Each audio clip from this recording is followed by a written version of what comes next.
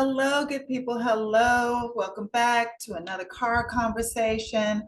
Okay, so today, Project 2025, in regards to this is chapter 9. I'm going to talk about chapter 9 today in regards to U.S. aid, the aid that we supply to other countries, and how Project 2025 wants to put some guardrails and guidelines on which countries can receive aid from us, no matter what's happening to them. No matter, if there's a war going on, some huge hurricane, tsunami, whatever might be happening, they want to put stipulations on which countries can receive aid from the U.S. And I'll give you one guess which countries they want is secluded or excluded. I'm sorry, excluded from this from being able to receive aid. It's simple. It's simple. What they're trying to create here, in regards to stripping women of their rights, is what they're trying to apply to countries that can receive aid from the U.S.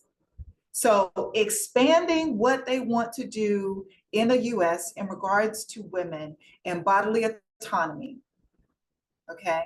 They want to be able to make it worldwide. Talk about authoritarianism, fascism, and dictatorship and tyrants. They want to not only implement these things in the US, they want to expand it worldwide by requiring countries to either change how they talk about gender, sexual rights, sexual education, abortion, all the things that we're having conversations about here in this country. Only those countries that are on the same page with America will be the ones that are able to receive aid from America, no matter what's happening in their country. So in Project 2025, Chapter 9, USAID, the U.S. Agency International Development, that's what it stands for, U.S. Agency of International Development. It has 153 humanitarian assistance programs, okay? The world's biggest humanitarian assistance organization. They want to go back to what was called the Mexico City policy. And this was under Reagan. This was implemented originally under Reagan. And it states that no aid to other countries that perform abortions. No aid to other countries that perform abortions. So no matter what's happening in those countries, if they perform abortions, they can not receive any aid from the U.S. Tsunami, war, catastrophic earthquake, volcano eruption, nothing. They can receive no aid from the U.S. if they practice abortions. So it's just a continuation or an expansion of the war against women. And they want to expand it worldwide.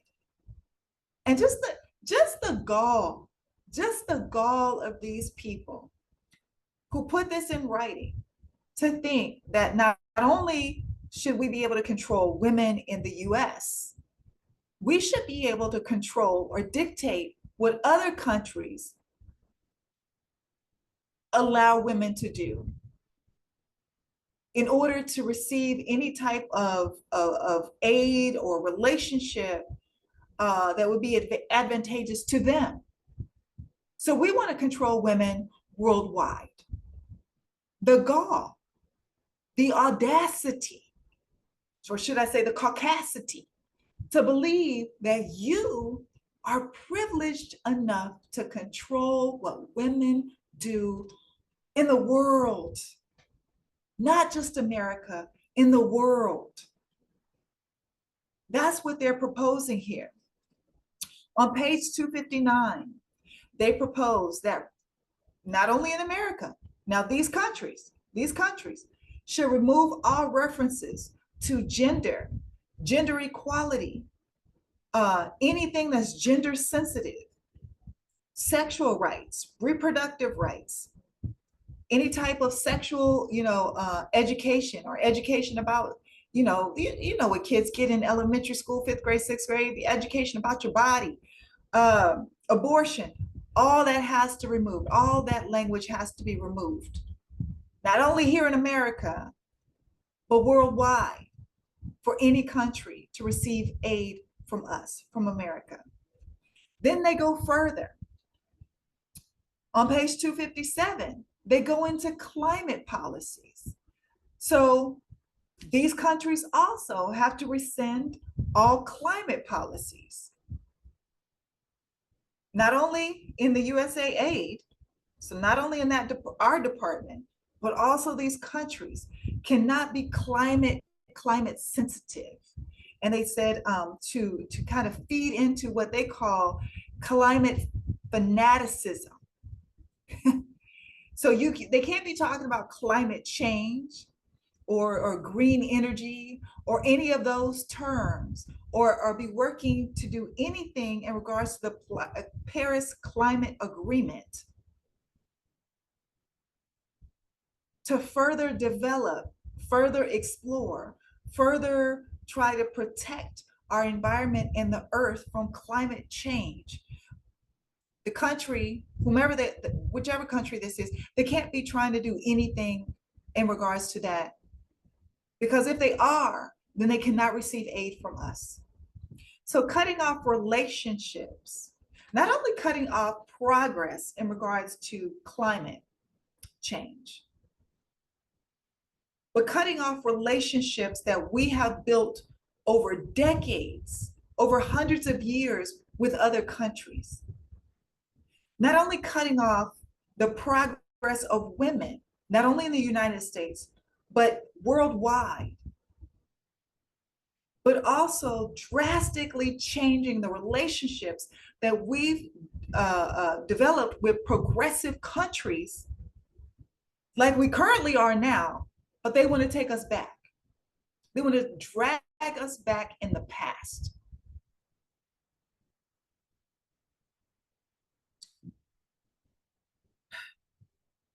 Basically, what it boils down to is going back to a time where women were looked at and seen only as breeding stock or machines. And the world, corporations being able to dump their crap wherever they want to, pollute the air however they want to,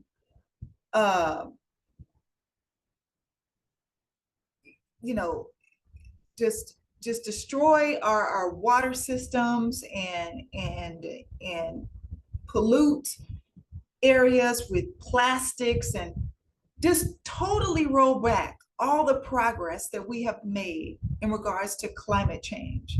And if this recent hurricane, Helena, that we have had here in America, Helene or Helena, that we've had here in America, if you have not looked at the devastation that hurricane has caused across Florida, North Carolina, Tennessee, I even got had a phone call with a relative today, and they were telling me about the winds on Friday in Indiana.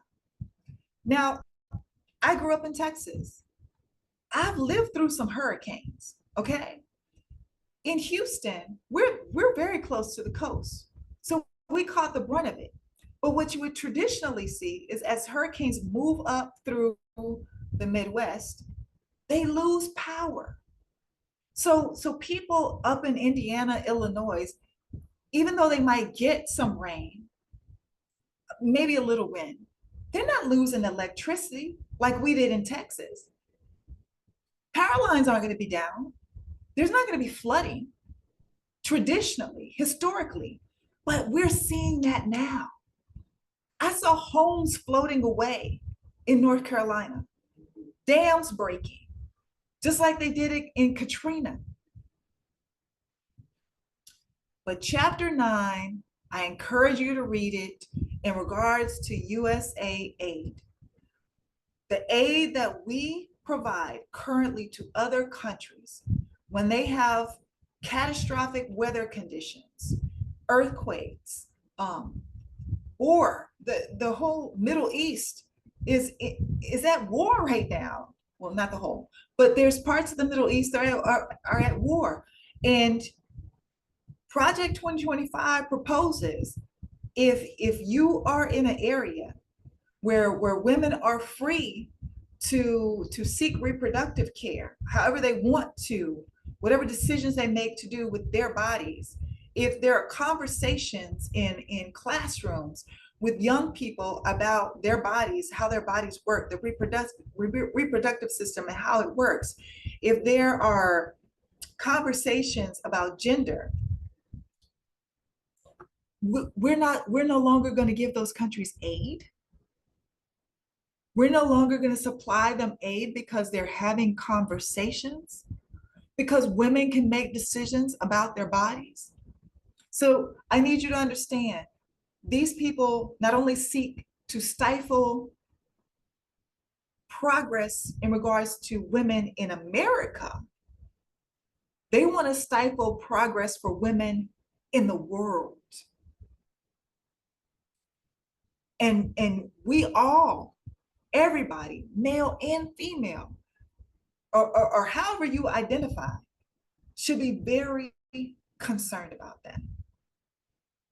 As always, I'm going to encourage you to read Project 2025 for yourself. As always, I'm going to encourage you to vote and vote early. As always, I'm going to encourage you to think about what is at stake. It's not only our democracy, it's not only our freedoms, our livelihood, it is literally control over your body. For women to be able to make decisions about their bodies. And when have we seen this before in history?